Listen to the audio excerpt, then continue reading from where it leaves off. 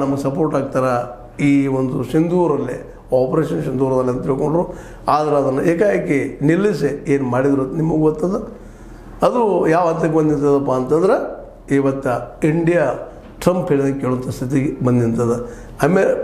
ಈಗ ಪಾಕಿಸ್ತಾನ ಬಗ್ಗೆ ಐತೆ ಅವ್ರು ಅದು ಏನಪ್ಪ ಚಿಂತನೆ ಇಲ್ಲ. ಇನ್ನು ಉಳಿದಿದ್ದು ಇರಾನ್ ಒಂದು ಕಂಟ್ರೋಲ್ ತೊಗೊಂಡ್ಬಿಟ್ರೆ ಮುಗಿದುಬಿಟ್ಟಿದ್ದು. ಅದಕ್ಕೆ ಇರಾನ್ ಬಲಿಷ್ಠ ಆಗಬೇಕಾದ್ರೆ ಪರಮಾಣು ಶಕ್ತಿಯನ್ನು ಹೊಂದಿರೋದು.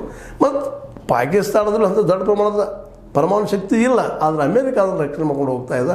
ಅವರಿಗೆಲ್ಲ ಟೆಕ್ನಿಕಲಿ ಸೌಂಡ್ ಮಾಡಿದ ಕಾರಣ ಇಷ್ಟ, ಚೈನಾಗೂ ಸಹಿತ ಕಾರಣ ಇಷ್ಟ, ಅಮೇರಿಕ ಮೇಲೆ ಇದು ಇಂಡಿಯಾದ ಮೇಲೆ ಹಿಡಿತ ಶುರುವಾಗಿದೆ ಅನ್ನೋದನ್ನು ಇಲ್ಲಿ ನೆನಪಿಸ್ಕೊಳ್ತಾ, ಇರಾನನ್ನು ಕೈಗೆ ತೊಗೊಳ್ಬೇಕು, ಹಿಡಿತಕ್ಕೆ ಸಾಧಿಸಬೇಕು ಅನ್ನೋ ದಿಶೆಯಲ್ಲೇ ನಮ್ಮ ಟ್ರಂಪ್ ಅವರು ಇಸ್ರೇಲ್ ಮುಂದೆ ಬಿಟ್ಟ ಇವತ್ತು ಇಡೀ ಮಧ್ಯ ಏಷ್ಯಾವನ್ನು ತಮ್ಮ ಸುಪರ್ದಿ ತೆಗೆದುಕೊಳ್ಳೋದು ಪ್ರಯತ್ನ ಮಾಡ್ತಾಯಿದ್ದಾರೆ. ನೋಡೋಣ ಅದು ಏನೇನಾಗ್ತದೆ.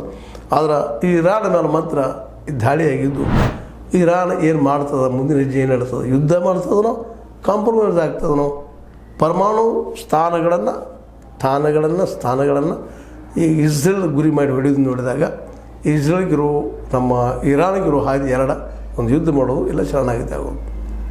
ಯಾವ್ದು ಮಾಡ್ಬೋದು ನೋಡೋಣ ಅಂತ ಹೇಳ್ತಾ, ಇರಾನ್ ಈ ಸದ್ಯ ಅಮೆರಿಕೆಗೆ ಬಲಿಪಶು ಆಗದಿರಲಿ ಅಂತ ನಾವು ಬಯಸೋಣ. ಬಟ್ ಏನಾಗ್ತದೆ ಗೊತ್ತಿಲ್ಲ, ನಡೆದು ಆಗೋದಾಗೋದ.